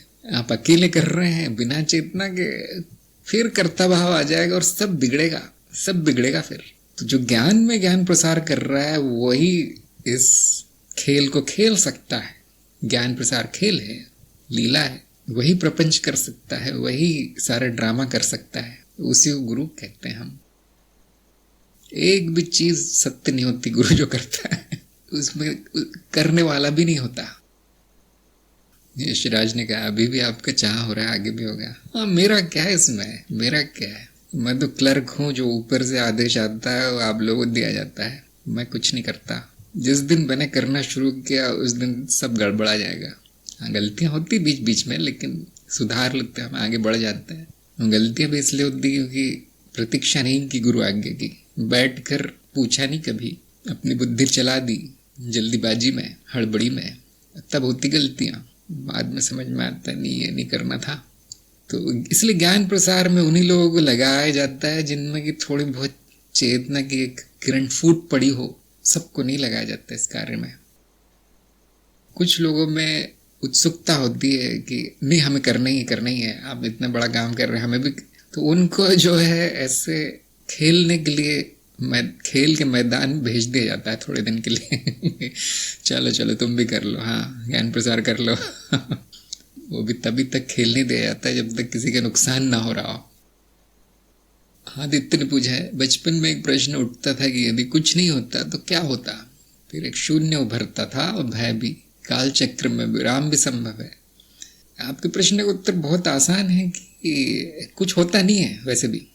वैसे भी कुछ नहीं हो रहा है। शून्य तो शून्य ही है। जो भी आपको होता हुआ दिखता है, घटनाएं या अनुभव जिसे हम कहते हैं, वो मिथ्या है, हो नहीं रहा है। तो काल चक्र में विराम भी संभव, केवल विराम ही है, केवल विराम ही संभव है। काल चलता नहीं है, काल का चक्र गतिमान नहीं है। काल मिथ्या है, समय मिथ्या है, माया है, चित्त निर्मित दोहरी तिहरी मिथ्या है। आदित्य को मैं पूछना चाहूंगा, कौन से पार्ट पर हैं आप? कार्यक्रम में कौन से पार्ट पर है? ब्रह्म ज्ञान हुआ या नहीं हुआ? अनुभव करता के गुण पहचाने या नहीं पहचाने आपने? आदित्य से पूछ रहा हूं। अंकिता ने कहा, साक्षी भाव में रहकर सभी कार्य को करना ही आनंद दे सकता है। बिल्कुल सही है। अगर आप साक्षी भाव में नहीं कर रहे कर्म तो बोझ हो जाता है, बोझिल हो जाता है। मेरा नहीं है समझ के करना, बड़ा पंख की तरह तैरना है, हवा में जैसे पंख उड़ता है वैसा लगता है। आदित्य ने कहा, चरण 3 में, लेकिन अभी बहुत अज्ञान है। मनन करते रहिए। आपका प्रश्न इतना त्रुटिपूर्ण नहीं है, उसमें गलती नहीं है आपके प्रश्न में, लेकिन मनन की कमी दिख रही है। तो क्योंकि हमने कुछ नहीं होता, इसमें जब हम ऐसा कहते हैं कुछ नहीं होता, तो उसमें थोड़ी सी सटीकता कम है, सटीकता नहीं है उसमें, परफेक्शन नहीं आया अभी तक। ऐसा नहीं बोलना चाहिए, हमें दार्शनिक की भाषा उपयोग करना चाहिए। देखिए, तभी मैंने कहा कि भाषा शुद्धि बहुत जरूरी है, नहीं तो इस तरह के हम सतही ज्ञान पर ही रह जाएंगे। अगर भाषा शुद्ध नहीं है तो कुछ नहीं होता। हम कहते हैं अस्तित्व नहीं होता। यदि अस्तित्व की जगह अनास्तित्व होता तो क्या होता? लेकिन ध्यान दीजिए, अस्तित्व स्वयं ही शून्य है, स्वयं ही शून्य है, तो फिर शून्य उभरने का भय किसी काम का नहीं। अब अर्थहीन सा हो गया ये। तो इसी तरह से अनुभव मिथ्या है, और अनुभव काल में समय में होते प्रतीत होते हैं, तो उसमें विराम की कल्पना करना उचित नहीं है, तार्किक नहीं है। विराम ही विराम है, ठहराव है अस्तित्व, शून्यता का ठहराव। तो ये बातें बड़ी स्पष्ट की गई हैं हमारे कार्यक्रम में, है ना। मनन कीजिए उस पर, और सत्संग बहुत अच्छा समय है मनन करने का। जो भी प्रश्न आता है जरूर पूछना चाहिए, उससे हमें अज्ञान प्रकट होता है हमारा। चलने दीजिए मनन। माधुर्य ने कहा है, दीक्षा से क्या तात्पर्य है? पता नहीं, मैं इतना उपयोग नहीं करता ये शब्द दीक्षा विक्षा। तो मेरा अर्थ ये है कि शुरुआत, आरंभ, शिक्षा की दीक्षा, मतलब उसको चुना गया है ज्ञान के लिए, उस व्यक्ति को दीक्षित है वो। हो सकता है और कुछ लोगों के अपने अपने उसके मतलब हो, क्योंकि हर परंपरा में, हर मार्ग में एक अलग ही अर्थ निकाल दिया जाता है दीक्षा का।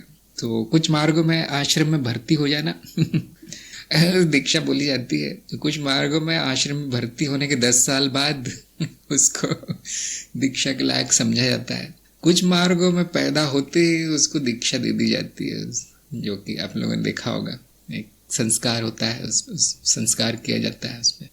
तो मेरा जो अर्थ है बड़ा सीधा सा है कि शुरुआत, जहाँ से शुरुआत हो उसको दीक्षा कह दिया यहाँ पर।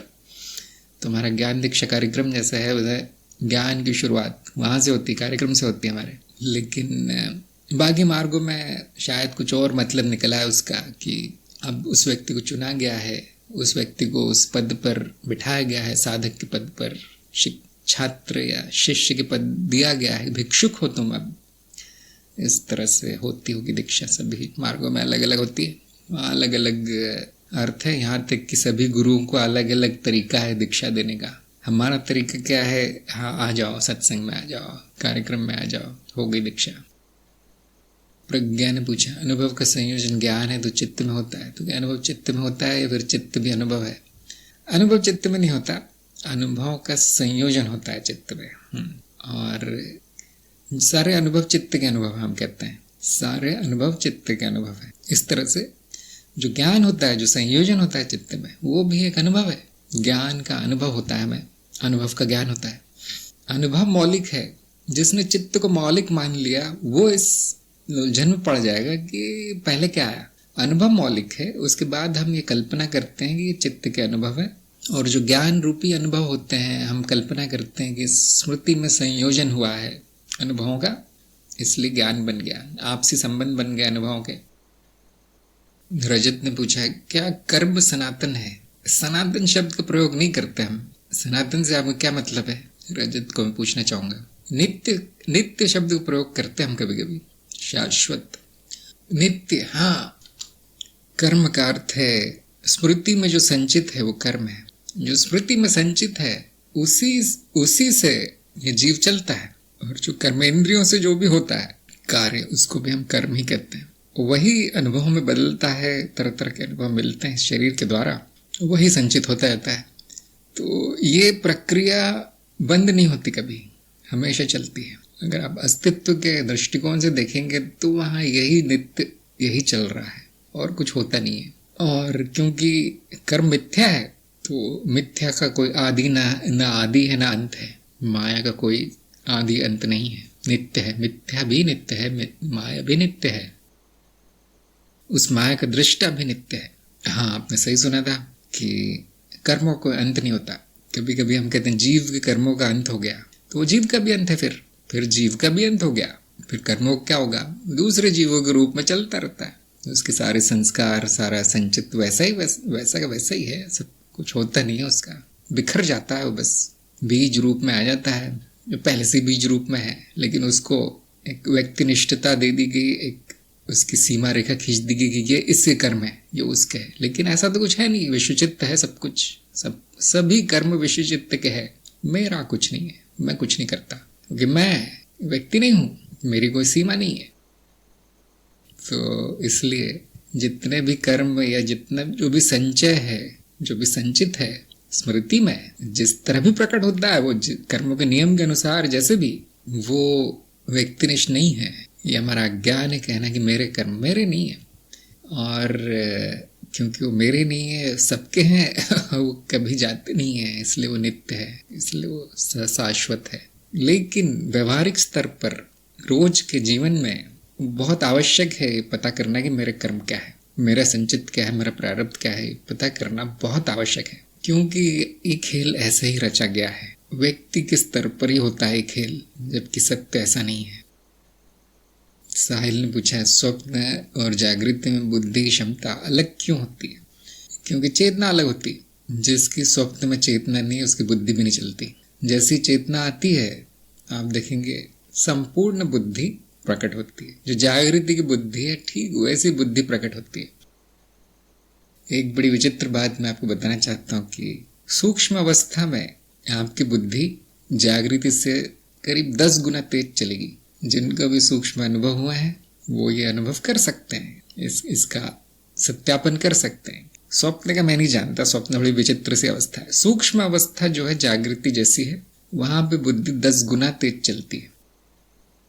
तो ये जो बड़े बड़े कलाकार हैं, बड़े बड़े वैज्ञानिक हैं, वो अधिकतर सूक्ष्म लोक में पाए जाते हैं, अर्थात उनका स्तर वहां तक है, उनकी चेतना वहां तक पहुंच गई है। अब उनको नहीं पता होता कि वो उनके पास जो भी नए विचार आ रहे हैं, उनमें जो भी नया ज्ञान आ रहा है, जो भी प्रेरणा आ रही है, वो कहाँ से आ रही है उनको नहीं पता होता। तो लेकिन वहाँ कहाँ से आ रही है? सूक्ष्म अवस्था से, सूक्ष्म लोकों से, ऊपरी लोकों से वो सब प्रकट हो रहा है। तो इसीलिए वो विलक्षण कार्य करते हैं जो कोई नहीं कर सकता। इसी तरह से गुरु क्षेत्र एक तरह का सूक्ष्म लोक है, एक तरह की सूक्ष्म अवस्था है चित्त की, और वहीं से सारा ज्ञान आता है। हम कहते हैं सारी बुद्धि वही है। जागृति की जो बुद्धि है वो बहुत क्षीण है, हम कहते हैं उसे उत्तरजीविता बुद्धि, छोटी सी बुद्धि है। यहाँ पर जीवित रहने के लिए जो आवश्यक है उतनी दे दी गई है, बाकी सब ऊपरी परतों से की बुद्धि कार्य करती है। अध्यात्म में चेतना को चित्त की ऊपरी परत में ले जाना आवश्यक है, वो अपने आप होता है। ज्ञान मार्ग पे चलते रहिए, अपने आप होगा। सफल ने पूछा है कि कैसे जाना जाए कि कौन सा प्रारब्ध मेरा है? हाँ, बहुत अच्छा प्रश्न है आपका। जो भी कर्म है वो इच्छाओं को जन्म देते हैं, और वो इच्छाएं जो कहीं जिनको कि टाला नहीं जा सकता, जो बार बार आती हैं, जिनको पूरे किए बिना जीवन अधूरा सा लगता है, वो कर्म प्रारब्ध है। जिनको पूरा करके परम संतुष्टि मिले, वो प्रारब्ध है। अगर आप बाजार से जा रहे हो, आपको कोई वस्तु दिखी, अब वो इच्छा आ गई मन में खरीदने की, नहीं, वो प्रारब्ध नहीं है। जो क्षणिक है वो बाहर से आता है, और जो थोड़े दिन चलता है वो मतारोपण है, पट्टी पढ़ाई गई है। और जो सारा जीवन जाता नहीं है, वो इच्छा है, वो प्रारब्ध है। तो हमने ये जो इच्छाओं का वर्गीकरण किया है वासना पूर्ति के उपाय श्रृंखला में, उसमें मैंने अवधि के आधार पर इच्छाओं का वर्गीकरण किया कि जो कम समय के लिए रहती इच्छा उसको क्या कहेंगे, और जो ज्यादा समय के लिए रहती है उसको क्या कहेंगे। तो मैंने शुरू किया आवेग से। आवेग जो क्षणिक होता है, एक क्षण के लिए आता है, वो भी इच्छा बन के आता है, लेकिन वो प्रारब्ध है क्या? नहीं, वो प्रारब्ध नहीं है। इसे इस तरह से इच्छा और वासना और अभिलाषा, ऐसे 4-5 शब्द मैंने उपयोग किए। तो उसमें से जो अभिलाषा है, मेरे जीवन की अभिलाषा, वो प्रारब्ध है। तो मैं सफल को लिंक भेजता हूँ आपको। मैं 2 वीडियो, एक श्रृंखला और एक 2 श्रृंखलाओं के लिंक मैं आपको भेजता हूँ, वो देख लीजिए, बहुत काम की चीज़ है। ये है ज्ञान मार्ग की श्रृंखला, जिसमें कि एक विधि दी गई है, प्रारब्ध जानने की विधि दी गई है। जिनको विधियां पसंद है, जो सीधा नहीं जान सकते, क्योंकि बहुत आसान है जानना, है ना। अगर आप 5 मिनट भी बैठ जाए, ईमानदारी से सोचें कि मैंने क्यों जन्म लिया, तो प्रकट हो जाएगा वो तुरंत क्यों लिया। लेकिन हाँ, जो छोटे हैं उम्र में वो नहीं बता पाते, लेकिन ठीक है। तो एक विधि दी गई है इस ज्ञान सूत्र की श्रृंखला में, जिसको हम कहते हैं आत्म मंथन। और ये दूसरी श्रृंखला है वासना पूर्ति के उपाय, जिसमें वासनाओं के बारे में कच्चा चिट्ठा खोला गया वासनाओं का।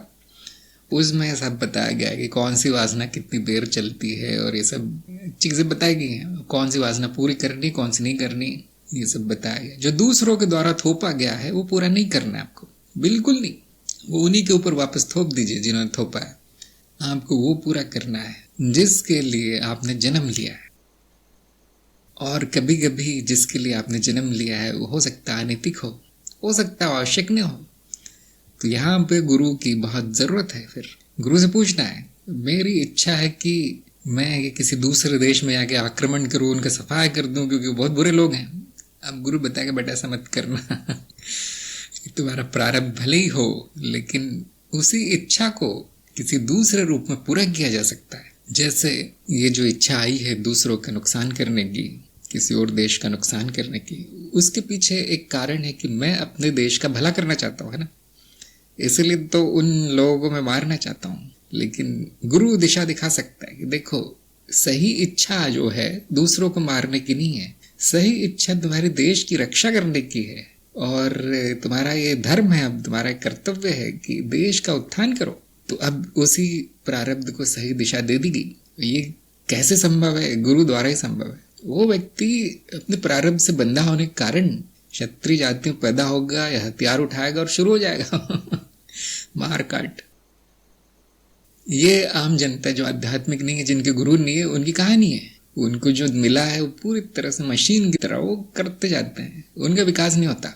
जिनके गुरु हैं, जो अध्यात्म मार्ग पर है, उनका कैसा भी प्रारब्ध हो वो सही करके उपयोग में लाया जाता है। मेरे साथ भी ऐसा किया गया 2-3 इच्छाएं मेरी थोड़ी सी टेढ़ी सी थी, उनको सही दिशा दी गई। नहीं तो बड़ा नुकसान करता है प्रारब्ध, अगर आप बिना सोचे समझे उस पर लग जाएं काम करने में। तो जो ज्ञान मार्ग पे है, जो हमारे सत्संग में है, उनको बताने की आवश्यकता नहीं कुछ। आप लोगों का प्रारब्ध है ज्ञान, आप लोगों का प्रारब्ध है ज्ञान मार्ग में आना, आत्मज्ञान प्राप्त करना और ज्ञान प्रसार करना। इसलिए आपको कुछ बताया नहीं जाता कि ये करो वो करो। हाँ, 1-2 चीजें मैंने देखी कुछ लोगों में ज्यादा होती है, थोड़ी उनको रोकना पड़ता है कि ठहरो, थोड़ा ठहरो, जरूरी नहीं है करना अभी। तो ये सफल को इससे मदद मिलेगी। प्रज्ञा ने कहा है, मान लिया जाए मैं प्रारब्ध को पता चल गया, परंतु देखा गया है कि अनुभव किया गया है कि हर चीज को पाने के बाद भी उससे अनासक्ति आ जाती है। तो ऐसे में क्या उस कर्म के पीछे भागा जाए? देखिए, अगर पहले से ये भाव आ गया है कि मुझे वो कर्म करके कुछ नहीं मिलने वाला, तो प्रारब्ध कमजोर है। पहले से ये भाव आ गया है कि ये कर्म नहीं करना है, मुझे मजा नहीं है, तो वो प्रारब्ध मतलब वो मर चुका है, वो समाप्त हो गया किसी कारण से। जहाँ इच्छा आई थी वही इच्छा वो पूर्ण हो गई, समाप्त हो गई कहीं। तो अगर मन ही नहीं हो रहा है आपके करने का उसे, तो फिर वो कैसा प्रारब्ध तो है नहीं, फिर पहले ही अनासक्ति आ गई है। लेकिन पूरी तरह जानते हुए कि ये कर्म मेरा नहीं है, ये प्रारब्ध मेरा नहीं है, सब माया है, मिथ्या है, उसके बाद भी ऊर्जा बची है उस जीव में कि नहीं करना ही चाहिए मुझे, ये खत्म करना है मुझे ये कार्य करके, वो प्रारब्ध है, उसमें अभी भी शक्ति है, अभी उसमें जान है। तो ध्यान दीजिए, इसलिए हम हमेशा कहते हैं जो आवश्यक है वो करना है। अगर नहीं लगता आवश्यक, ऐसे लगता है अरे ये करके तो कुछ मिलेगा नहीं, अनासक्ति होने वाली है, जबकि आपको पता है कुछ भी कर लीजिए अनासक्ति ही होने वाली है। लेकिन यदि वो आवश्यक लग रहा है तो उसके पीछे भागना चाहिए, फिर वो कर लेना चाहिए, क्योंकि अनासक्ति आ जाएगी ये सोच के कर्म रोक लेना कर्महीनता नहीं है, वो कर्महीनता नहीं है। संपूर्ण अनासक्ति के साथ संपूर्ण कुशलता से वो कर्म करना कर्महीनता है। आप कहेंगे इसमें क्या मजा है? इसी में मजा है। अगर उसको अपना मान के आसक्त भाव से किया जाए तो मजा चला जाता है। फिर जैसे कलाकार हैं, एक्टर हैं, गायक है, ये पूरा रस लेके काम करते हैं, भरपूर पैसा कमाते हैं, जबकि जो दूसरे लोग 9 से 5 जो है वो पता नहीं क्या काम करते हैं, वो बिल्कुल मन नहीं लगता उनके काम में, मजदूरी करते हैं, थोड़े बहुत पैसे मिलते हैं। क्या कारण है? एक खेल है उनके लिए, खेल मात्र है, उनका प्रारब्ध है वो, इसलिए भरपूर सफलता मिलती है। दूसरे मामले में खेल नहीं है, वो कार्य है, जरूरी कार्य है। नौकरी तो जरूरी है ना, जरूरी कार्य है, इसीलिए उसमें कोई सुख नहीं है, इसलिए उसमें कोई समृद्धि नहीं है। यदि जीवन खेल नहीं हो गया है तो आप स्वधर्म से भटक गए प्रारब्ध से भटक गए। अब गुरु के शरण में जाइए। शिवम ने पूछा है, आपने एक बार कहा था कि जीव की मूल इच्छा काम वासना की पूर्ति है, कैसे? हाँ, ये जो नाद रचनाएं हैं ये स्वयं को कैसे बनाए रखती है? एक क्रिया है स्वयं संगठन, जिसको हम संस्कृत में वृद्धि भी कहते हैं, वृद्धि। इसको तकनीकी भाषा में या बोधि वार्ता की भाषा में स्वयं संगठन कहा गया। और दूसरी प्रक्रिया है प्रतिलिपि, जिसको संस्कृत में प्रजनन कहेंगे। तो ये 2 मूल वासनाएं हैं नाद रचनाओं में। तो वृद्धि और प्रजनन हर जीव में प्रकट है, हर जीव में। क्यों? खाने की इच्छा होती है, इसी से बढ़ता है शरीर, इसी से बना रहता है, स्वयं संगठित रहता है, वो खुद किसी को करना नहीं पड़ता, अपने आप होता है। और प्रजनन क्यों? क्योंकि प्रकृति को पता है कि ये रचना रहेगी नहीं है, अनित्य है, तो उसने इंतजाम कर रखा है, कम से कम एक प्रति बना देती है, उसकी कॉपी बना देती है, जो कि कीटाणु विषाणु से लेके पेड़ पौधों से लेके मनुष्य तक सबसे प्रबल यही इच्छा है। क्योंकि स्वयं संगठन अपने आप होता है। रक्षण और भक्षण ये जो समाज में क्या कहते हैं निषेध नहीं है ना, इसको बैन नहीं किया गया, हमने बैन नहीं, सबको खाना मिलना चाहिए, हाँ, सबकी रक्षा होनी चाहिए, हाँ, किसी की जान नहीं लेना है, हाँ। प्रजनन इसको बैन किया गया है, इसको निषेध किया गया है, इसको मना किया गया है। और इसीलिए जब 20-25 जन्म हो जाते हैं तो सबसे बड़ी जो वासना जो है कौन सी बच जाती है? खाने पीने की नहीं, हो सकता है सोने की नहीं, आराम से रहने की नहीं, वस्तुओं की नहीं, काम वासना वही दबी है, उसी का दमन हुआ है सबसे ज्यादा। 20-25 क्या 100-200 जन्म भी हो गए होंगे मनुष्य रूप में। इसी को चाहे पूरब हो चाहे पश्चिम, देखिए पश्चिम की हालत थोड़ी अच्छी है, लेकिन भारत देश की हालत बहुत खराब है इस मामले में। तो ये तब से हुआ जब भक्ति मार्ग में इसको पाप समझा गया, तब से ये बंद करवा दिया गया, जो कि हर दुनिया के हर क्षेत्र में हुआ है। और उसके बाद पूरी दुर्गति हुई है। और अब वही वासना सबसे अधिक प्रकट है, क्योंकि नाद रचनाओं की मूलभूत वासना है, मूलभूत इच्छा, वहां पर मूलभूत प्रक्रिया ये प्रतिलिपि है। इस तरह से 90% जनता यहाँ काम वासना पूर्ति के लिए आती है, और जो भी कार्य हम करते हैं वो काम वासना पूर्ति के लिए करते हैं। घर क्यों बनाते हैं? जब पेट भर जाता है तो कौन सा चक्र जागृत होता है? जब मूलाधार स्थापित होता है आपका, तो ऊर्जा कहाँ बहती है? कुंडलिनी वाले जानते होंगे कुंडलिनी वाले लोग जानते हैं, सबसे जो प्रचंड ऊर्जा है काम वासना है कुंडलिनी में, उसके बाद भावना। तो क्यों है ऐसा? क्योंकि वो आपका जो विकास क्रम तेज कर दिया गया है, कुंडलिनी मार्ग वालों में विकास क्रम तेज कर दिया गया है, तो अब वही प्रकट होता है जो बचा है।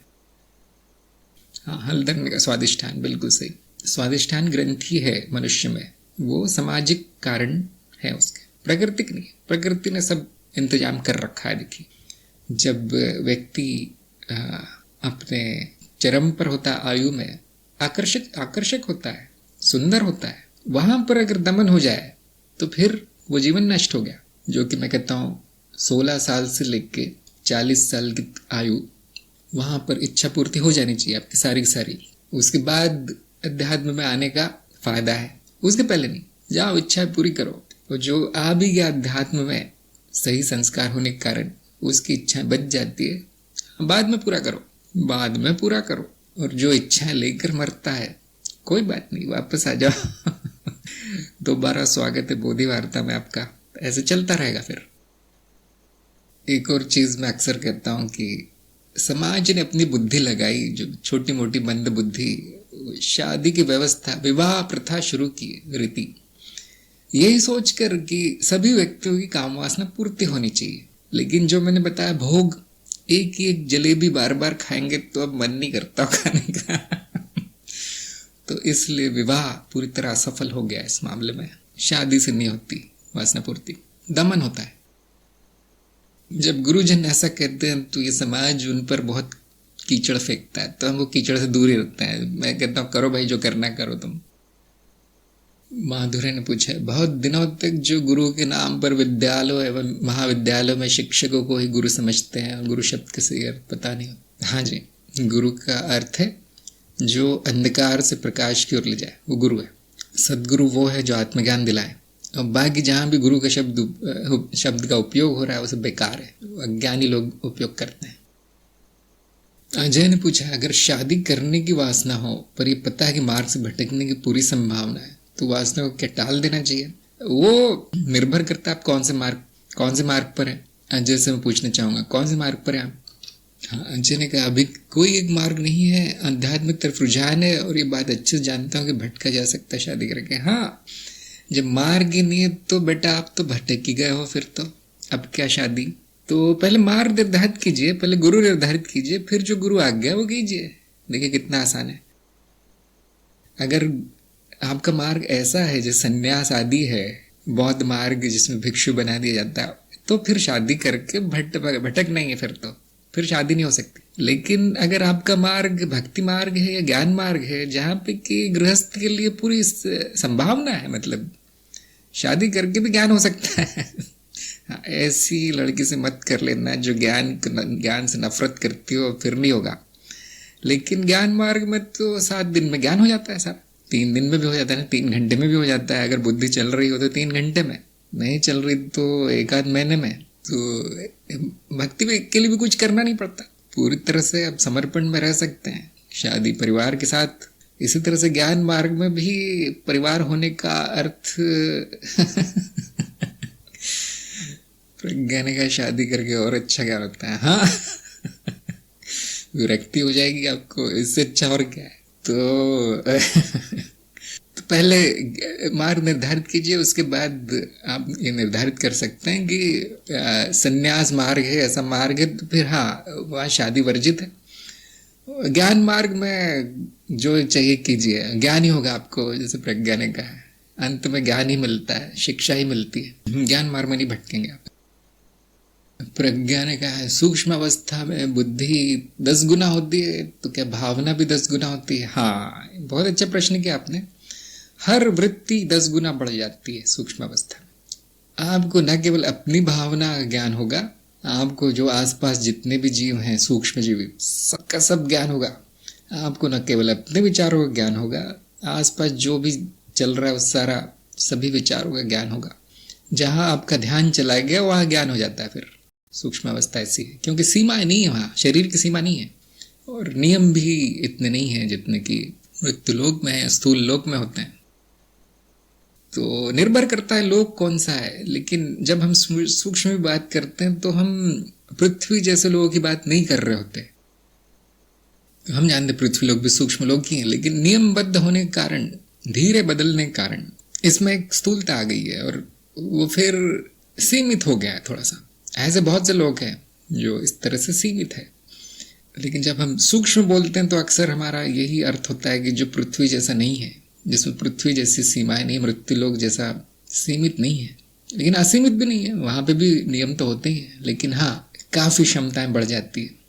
अब आप कहेंगे ऐसे कैसे हो सकता है कि ये क्षमता प्रकट कैसे हो सकती, केवल अवस्था बदलने से प्रकट कैसे हो जाएगी मेरी बुद्धि? तो ध्यान दीजिए, आप में असीमित क्षमता है।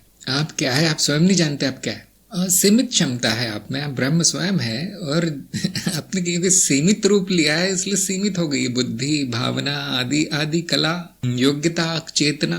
क्यों ये सब गायब हो गया? क्योंकि मनुष्य रूप लिया है।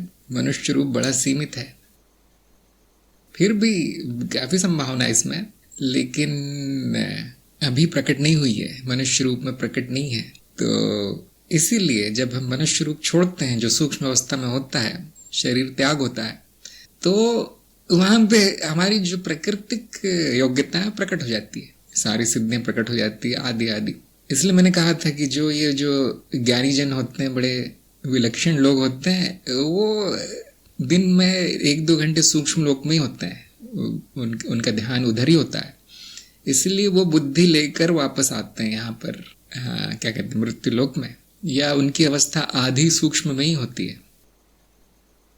और ये अपने आप होगा, जैसे जैसे आपकी प्रगति होगी, विकास होगा जैसे जैसे जीव का, वैसे वैसे सूक्ष्म में उसकी चेतना बढ़ती जाएगी, इस तरह की बुद्धि आदि आदि बढ़ती जाएगी, भावनाएं बढ़ती जाएगी, सिद्धियां मिलती जाएंगी।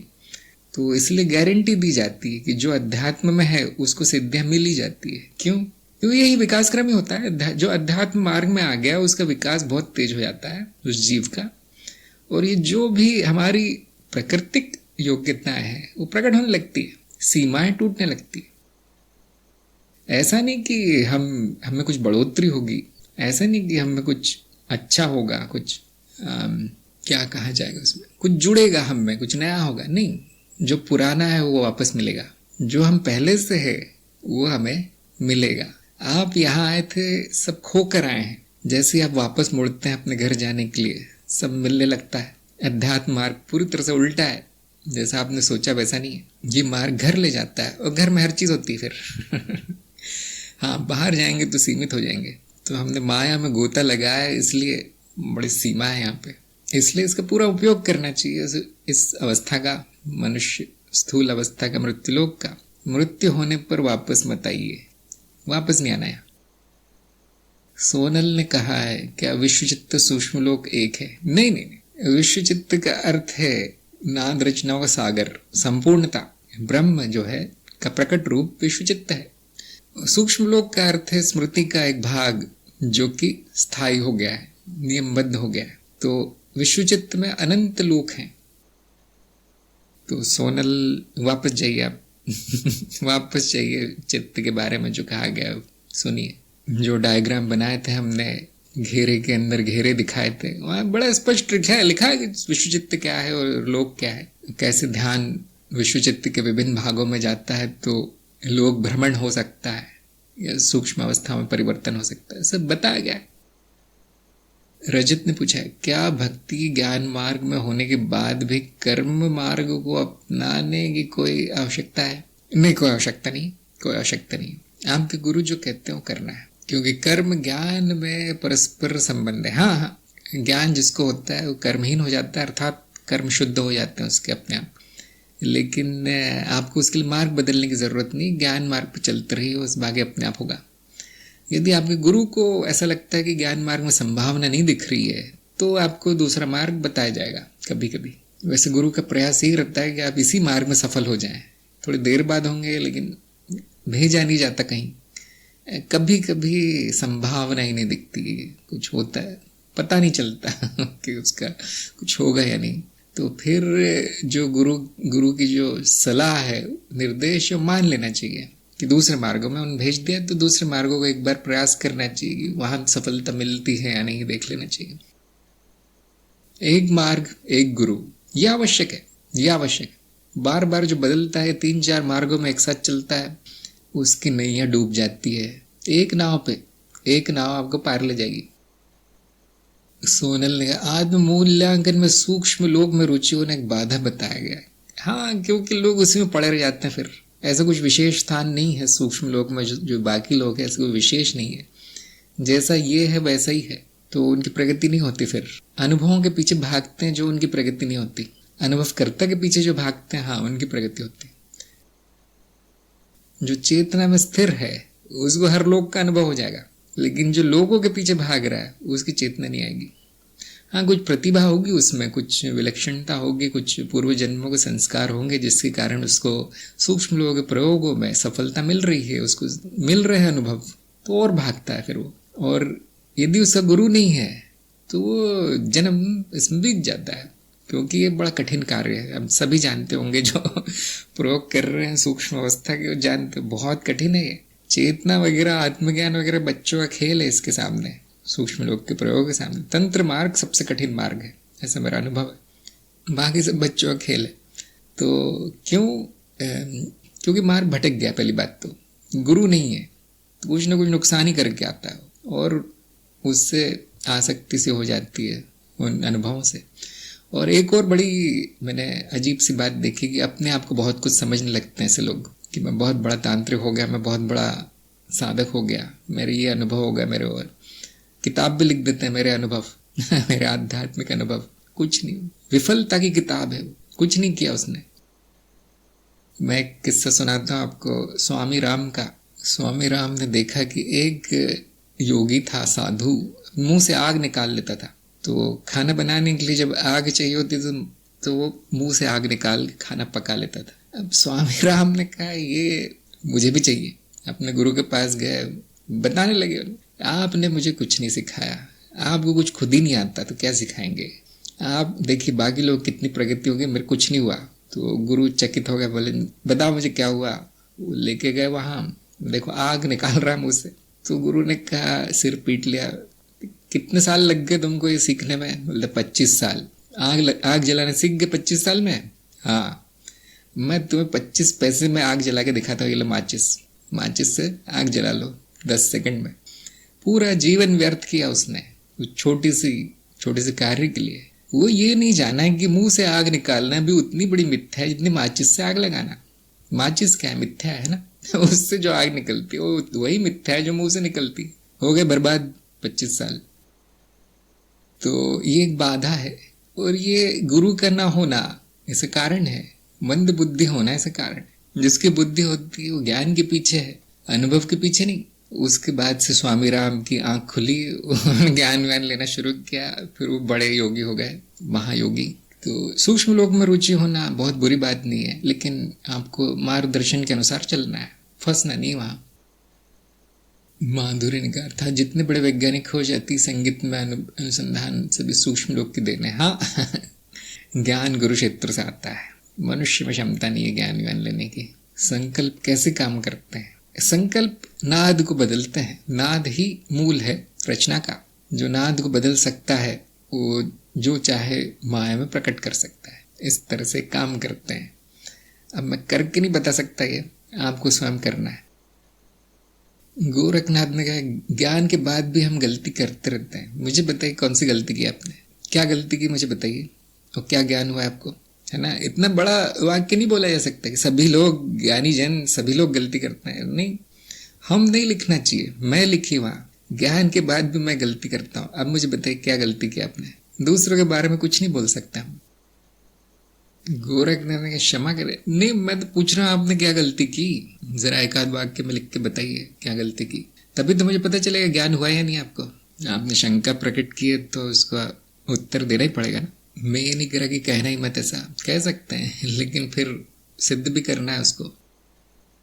बार बार मन भटक जाता है। हाँ मुझे बताइए कहाँ भटक गया मन, क्या हो जाता है मन में, स्पष्ट लिखा कीजिए। चेतना चली जाती है। कौन से अध्याय पे आप, कौन से अध्याय पे है, कौन गुरु है, कौन से मार्ग पे है, आपको किसने बताया चेतना प्रयोग करने के लिए, किस तरह का प्रयोग चल रहा है चेतना का। हाँ अभी तक कोई अध्याय नहीं है। बड़ी विचित्र बात है, न मार्ग है, न गुरु है, न अध्याय है, और आपकी चेतना की फिक्र है, और आपके ज्ञान होने के बाद मन भटकता है ये तो आवश्यक है। फिर तो यही होगा जिसका न मार्ग है, न गुरु है, न कुछ कार्यक्रम है, न साधना है, उसकी चेतना कहाँ रहेगी फिर। तो इसलिए ये नहीं लिखना चाहिए कि ज्ञान होने के बाद भी हम गलतियां करते हैं। हम नहीं करते कुछ, आपको ज्ञान नहीं हुआ, आपका मार्ग नहीं है, आपने कोई साधना नहीं की, इसलिए हो रही वो गलतियां। अब सही समय है, अब आराम से सोचिए, बैठिए, थोड़ा सा मनन कीजिए इस बात पे, चिंतन कि मुझे करना क्या है। ऐसी गलतियां करते रहना है, ये मान लेना है कि मुझे ज्ञान हो गया है, ये कुछ करना है उस बारे में। जिसने व्यवस्थित रूप से साधना नहीं की उसी को गारंटी नहीं है उसकी चेतना होगी या नहीं। जिसने व्यवस्थित साधना की उनकी भी चली जाती है चेतना। तो गलतियों से व्यक्ति सीखता है कि मेरी चेतना चली गई थी, मैं भटक गया था, अब नहीं जाने देना है। ऐसे सीखते हैं हम। कुछ लोग बड़े विलक्षण होते हैं, एक ही बार में सीख जाते हैं सब। कुछ लोग थोड़े कुछ महीने लगाते हैं, कुछ साल लग जाते हैं, लेकिन वो चेतना में स्थापित हो, जहाँ जरूरी वहां चेतना आ जाए। मैं कहता हूँ इतना कि हर क्षण चेतना में रहना जरूरी नहीं। भटकने दो मन को, क्योंकि मन तो भटकता ही है। मन तो पक्षी है, उड़ता है। जहां आवश्यक है वहां चेतना में कार्य करना है, बड़ा आसान है। बाकी भटकने दो, वो उसकी प्रकृति है, वो नहीं रुकता। अच्छा, रजत ने कहा क्या आपको गुरु बना सकते हैं? मैं डिसाइड नहीं कर पाता हूँ। देखिए बहुत आसान है, सत्संग में आते रहिए, 2-3 महीने सत्संग में आते रहिए, वीडियो देखते रहिए, आपको खुद ही पता चल जाएगा ये मार्ग आपका है, गुरु आपका है या नहीं। और अगर आप कई दिनों से आ रहे हैं सत्संग में और बहुत कुछ आपने अध्ययन कर लिया, मैं जो भी बोलता हूँ, और उसके बाद भी नहीं समझ में आ रहा कि गुरु बनाना चाहिए यानी इनको, तो फिर नहीं बनाना है, फिर आपको दूसरा गुरु ढूंढना है। क्योंकि गुरु ये होता है जैसे प्रेम में पड़ना होता है। एक बार चेहरा देख लो किसी सुंदर लड़की का, प्रेम में पड़ जाते हैं। अब आप क्या सोचते रहते हैं 6 महीने करूँ या नहीं करूँ इसके साथ कुछ। गुरु को देख कर पता चल जाता है मेरा गुरु है, आवाज सुनकर पता चल जाता है कि यही मेरा जीवन अब बीतने वाला है। तो अगर इतना ये चल रहा है धर्म संकट, महाभारत, तो फिर कोई और गुरु है आपका।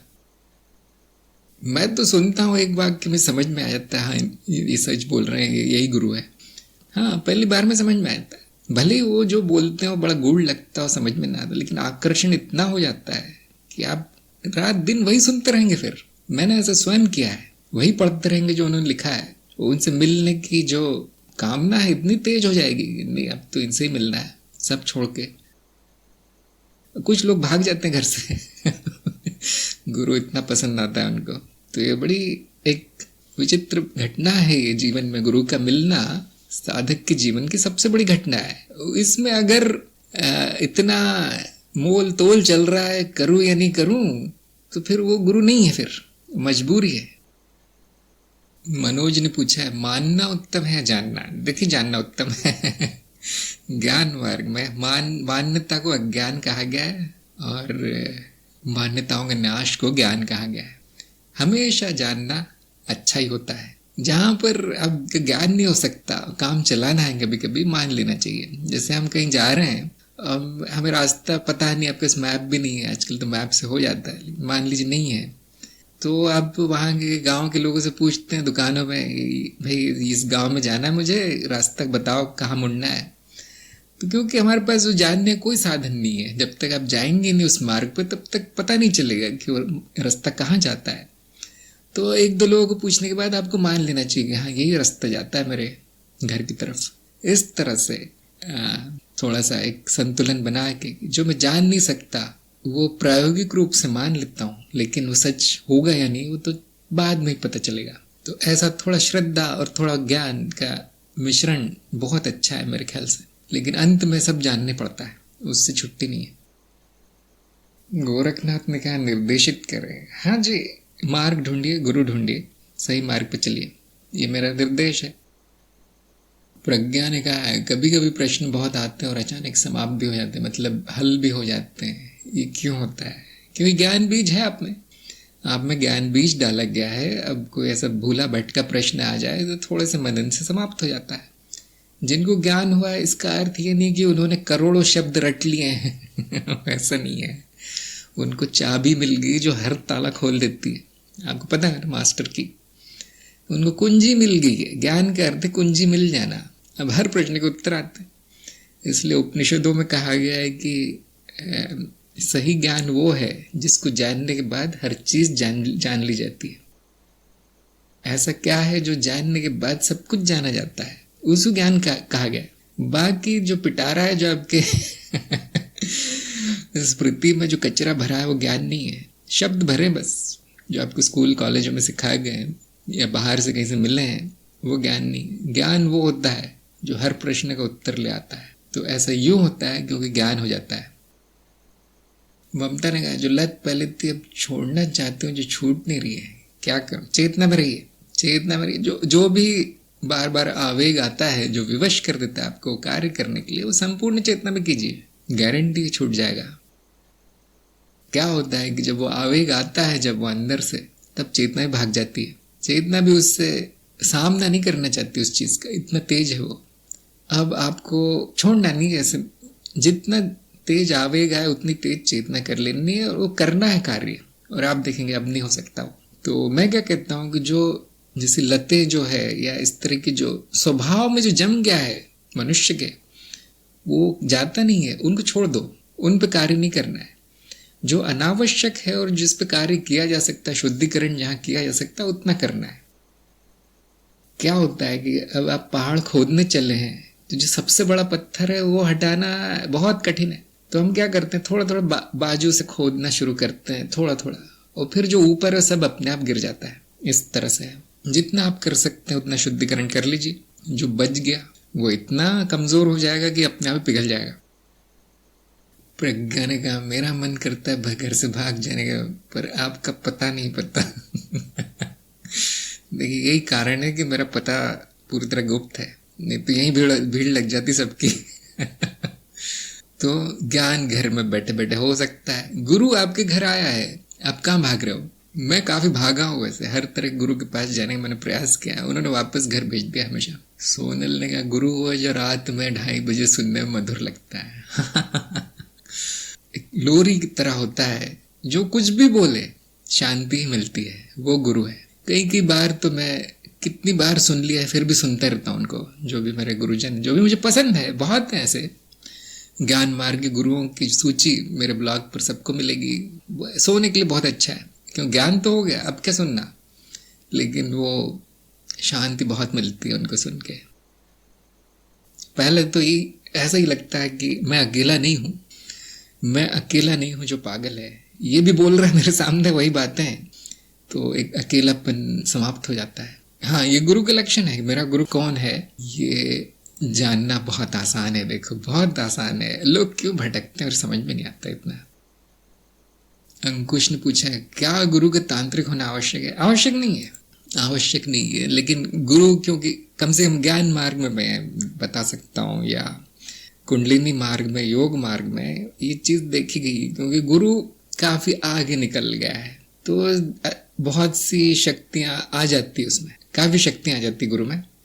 मैं ये नहीं कह रहा कि मेरे में शक्ति आ गई, नहीं, मेरे में नहीं आई, ऐसा कुछ नहीं है मेरे में, लेकिन जब आवश्यकता होती है तंत्र कार्य हो जाते हैं, ऐसा देखा गया है।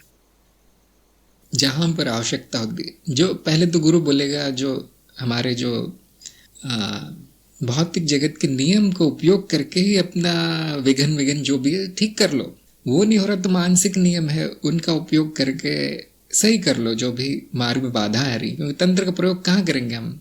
विघ्नों को दूर करने में करेंगे। और अगर उससे भी नहीं होता तो तंत्र प्रयोग दिए जाते हैं, और मैं भी देता हूँ।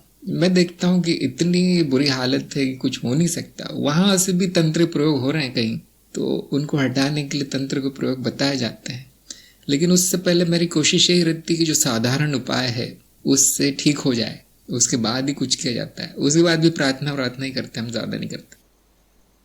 तो यदि गुरु में तंत्र विद्या है तो बहुत कुशल गुरु होता है, बहुत सफल गुरु होता है। जिसमें नहीं है उसमें ज्ञान होता है, लेकिन विघ्न आ जाए तो फिर आपको ही करना पड़ता है उसका उपाय।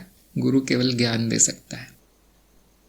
मनोज ने कहा है कि आप ही को छवि प्राप्त हो सकती है। मेरी छवि है सब जगह, तो मैं ही मैं हूं। और आप सत्संग में पूछेंगे तो आपको बहुत कुछ मदद मिलेगी। मुझसे पूछेंगे तो फिर मैं तो अदृश्य हूं। पढ़वे करने आपको पता छुपाना मुश्किल हो जाए, कोई बात नहीं, बदलता रहता मेरा पता। और हम सत्संग यहाँ पर समाप्त करते हैं आज का। बहुत अच्छे प्रश्न थे और चंचल को चरण 4 में जाने का मौका मिला है, और हम फिर मिलेंगे अगली सत्संग में। सभी का सत्संग में आने के लिए बहुत बहुत धन्यवाद। नमस्कार।